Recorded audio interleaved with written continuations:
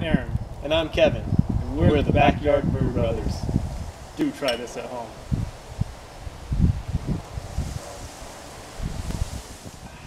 Right now, Aaron is pouring part of the 5 gallons of water into the brew pot that we will be boiling and adding our grains to steep. Putting in 3 of the 5 gallons into our boil kettle. What we're going to do now is we're going to take our steeping grains, put them in our mesh bag, and we're going to steep them in this water as we bring it to a boil to 170 degrees.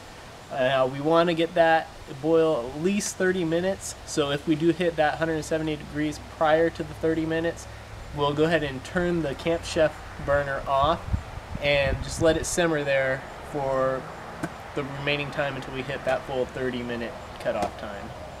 So what I'm doing now is I'm pouring my steeping grains into a mesh bag that will allow the boil to steep, similar to tea, for 30 minutes, or until we reach that 170 degrees.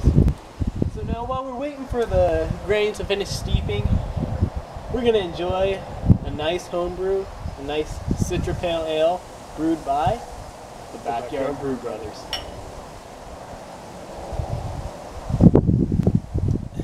Our boil kettle has come to the 170 temperature, so we're going to go ahead and turn off the heat for now. We're taking the malt out of the kettle, and be careful when you're pulling this out because it is going to be extremely hot. Like I said, extremely hot. So just kind of get your spoon in there, try and lift it up, and we have a bucket over here we're going to toss it into. You want to kind of let some of the juices drain out of it because you get as much of the sugar out of the barley as you can. And you don't want to drip it all over the place. Expert demonstration. Like I said, we're experts. So now we're going to take the extract, as this is the extract brew, pour it in. As you're pouring it in, you want to make sure that you are constantly stirring. You don't want the extract to burn on the bottom of the kettle. You get some bad taste on the beer. The alternative to extract brewing is full grain brewing. We'll highlight that in a later video. So this extract brewing is a good, beginner getting started in the home brew world. And even if you have been a seasoned home brewer, or just to make a quick batch. Cuts the brewing time by about 2 hours. Now we'll scrape from the bag to make sure we get all of the extract. It's thick, so it'll stick inside the bag, so we want to make sure you scrape and get as much as possible.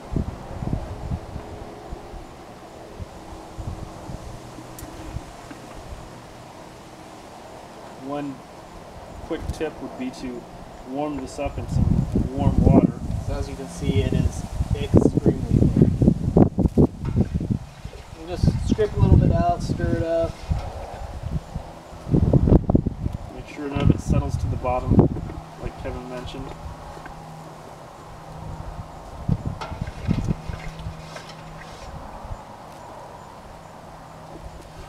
A little bit more in there, get that out, and we're good to go.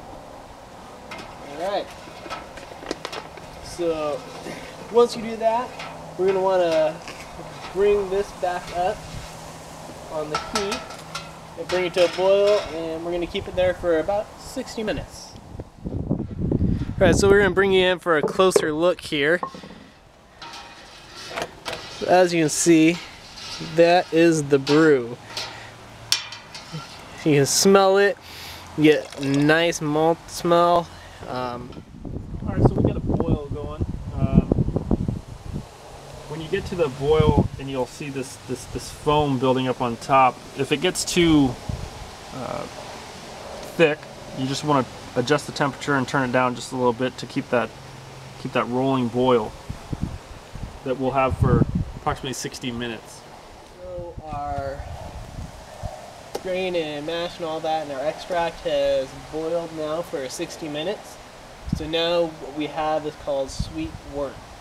So what we're going to do now is we're going to start with our bittering hops. Now this is going to be what gives the beer the bitter taste, the bitterness to it. These are actually bitter or hop pellets, as you can see in Aaron's hand. And this is what we're going to be putting into the hop bag. And we're going to steep these in the wort, spelled W-O-R-T, for 60 minutes.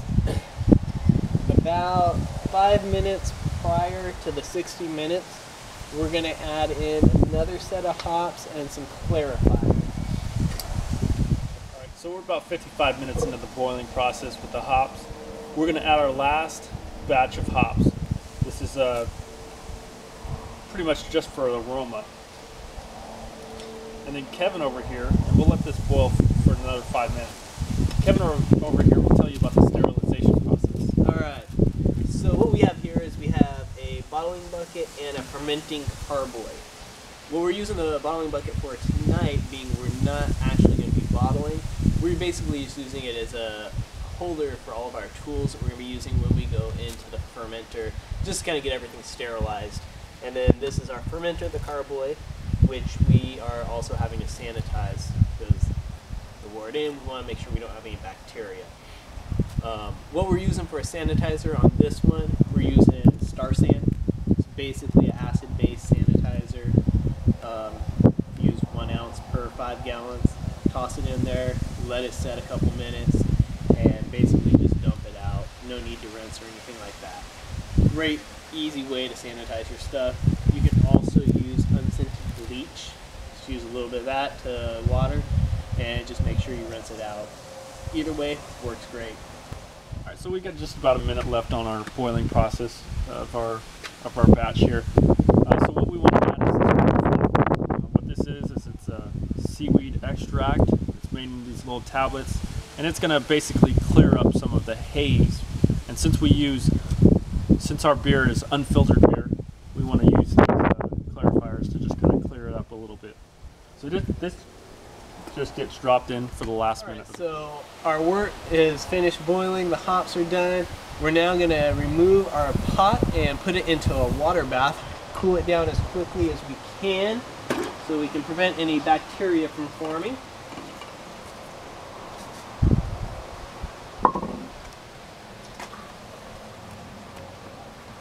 So I basically have a garden hose in here running cold water in and around the pot. This actually does a really good job at cooling the wort. Another method that you can use is they have a wort chiller. Basically copper tubing that's coiled can go down in here, circulate water through the tubing, and cools it out. Pretty much like the same concept as like a radiator in a car.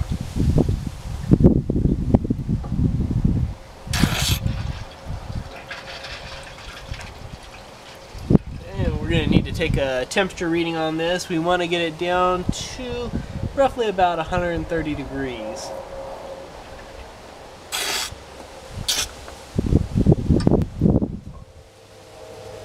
Alright, so I'm going to take this temperature, and like I said, we want to get it down to around 130 degrees. By doing that, we still have basically about 2.5 gallons of water to add to this, which is dramatically going to reduce the temperature of the wort and create a rather hospitable environment for our yeast. Currently, we are standing at about 190 degrees, so we still have a little ways to come. The way the weather is right now, cold water, we should be down there a couple minutes.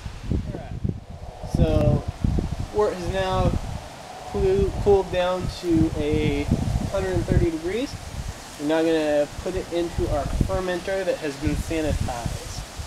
I'm going to grab that side of it.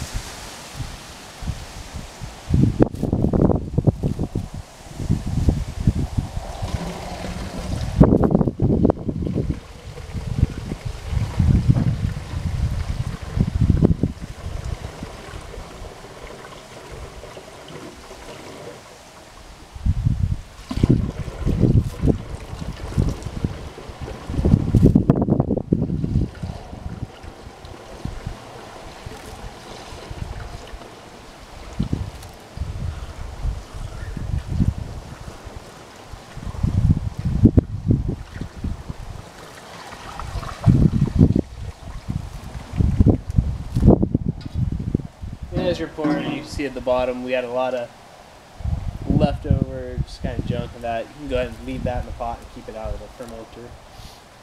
Now we're going to go ahead and add in our remaining 2.5 gallons of water. Like we said, this is going to cool down the wort to make that environment that the yeast is going to thrive in, and also give us our additional 2.5 gallons of beer. Alright, so now it's time to pitch the yeast. The yeast are going to go in here into this 5-gallon container with the rest of the wort, and they're going to start the activation process where they will digest the sugars. If you look right here, here's what the yeast looked like. I used a dry yeast, which I mixed with about a cup of water. Got it to about 80 to 90 degrees to, again, keep it in that nice, hospitable environment. So now I'm just going to pour it in.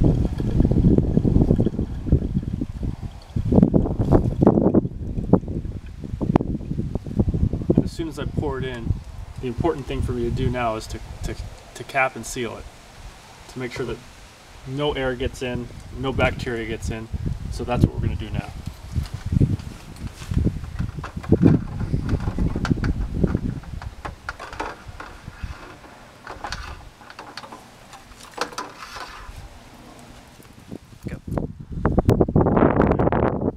Now that the rubber stopper and the air gap are on, we're good to go.